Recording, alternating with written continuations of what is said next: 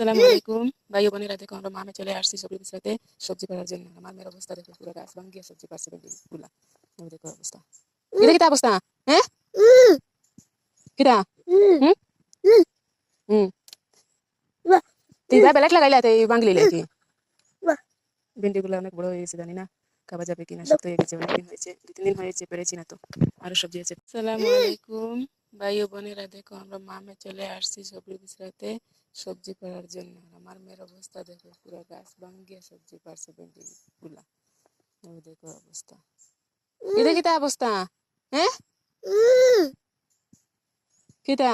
হুম হুম তুই ভাই বেলেট লাগাইলা তুই বাঙ্গলি লাইকি। ভেন্ডি গুলা অনেক বড় হয়ে গেছে, জানি না খাওয়া যাবে কিনা। শক্ত হয়ে গেছে, অনেকদিন হয়েছে, 2-3 দিন হয়েছে, পেরেছি না তো। আরো সবজি আছে, পারতে আসছি পুরো। দেখেন আরো সবজিগুলো আছে এখানে।